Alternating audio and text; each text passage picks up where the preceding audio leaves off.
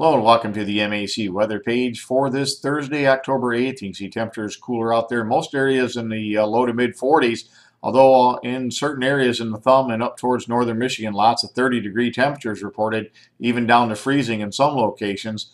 And we got a day which we'll see the clouds increase. We'll have showers move in by the afternoon, maybe a thunder shower as we get into the late afternoon, into the early evening hours. But for the most part, it'll be a rain event. I think all areas will pick up rain. The heaviest rain will be the farther north you go. If we look at the regional map, you can see temperatures in the thumb and up across northern and lower Michigan in the 30s down to freezing at Houghton Lake, Cadillac, and Traverse City. So it's a pretty chilly start to the day. No doubt lots of frost up in those areas.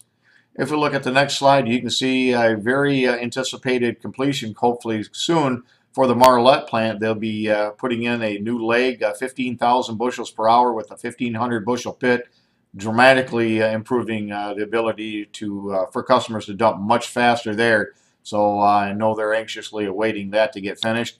If we look at the low-level wind fields, you can clearly tell where low pressure across Minnesota is, and that'll move towards northern lower Michigan. And you can see some of the areas where there's not quite as much wind flow detected, and that's the areas that have dropped into the 30s across northeast lower Michigan. If we look at the weather map, there's that low pressure across Minnesota. Again, it'll move across northern Michigan, drag a warm front to the north. That'll touch off showers by the afternoon, and the cold front comes through tonight. Out ahead of it could even be a couple of thunder showers.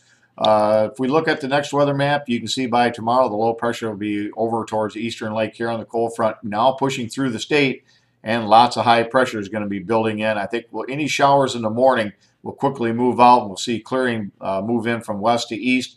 So we should see some sunshine by later tomorrow, and we have just a fantastic weekend coming up. It'll be cooler tomorrow and Saturday with highs in the low 60s, but I think as warm air will begin to push in as the high moves off to the east, we'll have temperatures returning to around 70 on Sunday and probably in the low 70s before a cold front comes through Monday. Right now, the GFS would keep us dry. The European would give us about 1/10 to 1/4 of an inch of precipitation. So on that Monday forecast, we'll see which one wins. Will we get the rain like the European model says, or will it be dry like the U.S. model says?